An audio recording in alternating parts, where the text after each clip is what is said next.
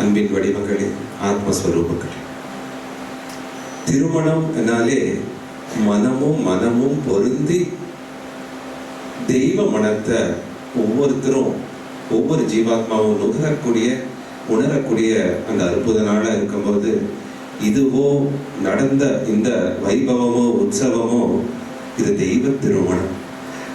மீனாட்சி சுந்தரேஸ்வரர் திருக்கல்யாணம்ங்கிறது இது அண்ட பிரம்மாண்டம் கொண்டாடக்கூடிய ஒரு வைபவமா இருக்கு, காலகாலமா இருந்துட்டு வருது.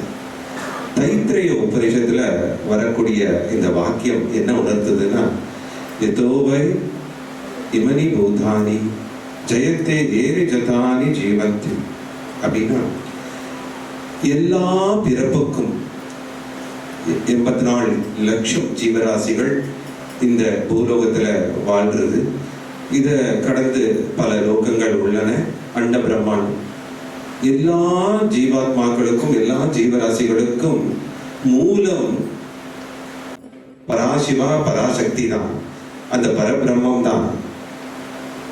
எல்லா ஜீவராசிகளும் ஜீவாத்மாக்களும் அந்த பரபிரம்மத்தின் வடிவத்துக்குள்ளதான், அண்ட பிரம்மாண்டமே அவரோட வடிவம், திருவடிவம், அந்த உருவத்துக்குள்ளதான் வாழ்ந்துட்டு இருக்கு. அதே சமயத்துல அந்த சாக்ஷாத் பரபிரம்மம் எல்லா ஜீவாத்மாக்குள்ளேயும் ஜீவராசிகளுக்கும் பரமாத்மாவா அந்தர்யாமையாகவும் வாழ்ந்துட்டு இருக்கார். எல்லாமே ஐக்கியமாக கூடிய அந்த இடமும் மூலமும் பரபிரம்மே, ஐக்கியமாக கூடிய இடமும் பரபிரம்மே.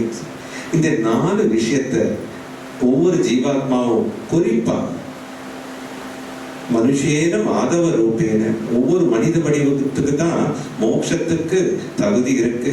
ஒவ்வொரு மனித வடிவமும் இந்த 4 விஷயத்தை மனசுல பதிவு செஞ்சிட்டோம்னா அவங்களுக்கு இன்னும் பிறவியே இல்லை. இங்க பார்க்கக்கூடிய மீனாட்சி சுந்தரேஸ்வரர் அர்ச்ச வடிவத்தை இப்போ கண்கூடா இந்த தேக சக்ஷுன்னு சொல்லக்கூடிய இந்த உடம்பு கண்களால பார்த்துட்டு இருக்கீங்க.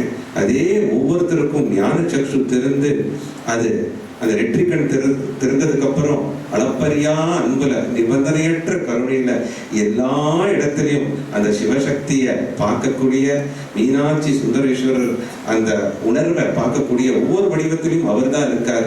உருவமாகவும் அருவமாகவும் நீக்கமர நிறைந்திருக்கும் பேராற்றலாகவும் அவர் இருக்காருங்கிற அந்த தெளிவு வரும்போது இந்த 4 விஷயமும் மனசுல பதிவாயிடுது.